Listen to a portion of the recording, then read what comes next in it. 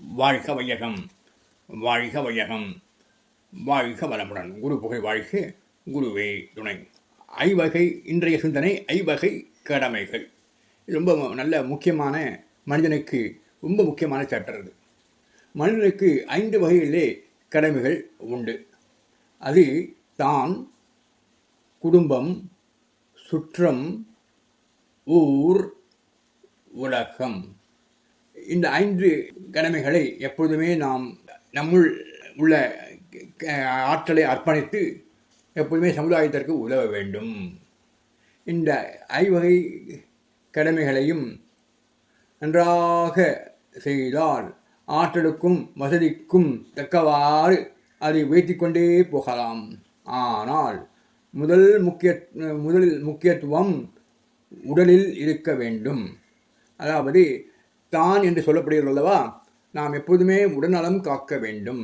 உடல்நலம் காத்தால்தான் சமுதாயத்திற்கு நம்மளால் முடிந்த வகைகளில் உதவ முடியும். இரண்டாவதாக குடும்பம், பிறகு சுற்றம், ஊர், உலகம் என்று இவ்வாறு விரிய வேண்டும். இந்த 5 ஒன்றினால் மற்றொன்று பாதிக்கப்படாமல் பார்த்து கொள்ள வேண்டும்.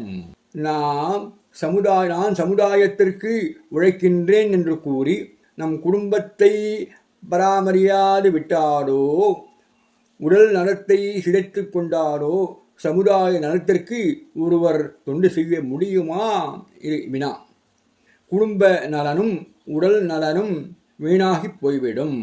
ஒரு மனிதன் நல்ல முறையிலே வாழ தானேயானால், வாழ்ந்தால், தன் உடலையும் உயிரையும் மனதையும் நன்றாக பேணி காத்தோமானால் சமுதாயத்திற்கு லாபமாக நன்மையாக அமையும். அவ்வாறு இல்லாமல் உடல்நலம் குன்றினால் சமுதாயத்திற்கு நாம் உதவ முடியாமல் போய்விடும். அதனாலே சமுதாயத்திற்கு இருவிடத்திலே நஷ்டமாக வந்தடையும். ஆனால் நீங்கள் என்ன பண்ணணும்? லாபம், முதலாவதாக அவனால் கிடைக்கக்கூடிய லாபம் போய்விட்டது. இரண்டாவதாக செலவும் இருப்பும் உண்டாகிறது. தனி மனிதன் தன்னை பாதுகாத்துக் கொள்வது என்பது சுயநலமன்று. தன்னை சரியாக வைத்து கொண்டால்தான் நாம் சமுதாயத்திற்கும் ஊருக்கும் உலகத்திற்கும் உதவ முடியும் என்கிறார் மகரிஷி.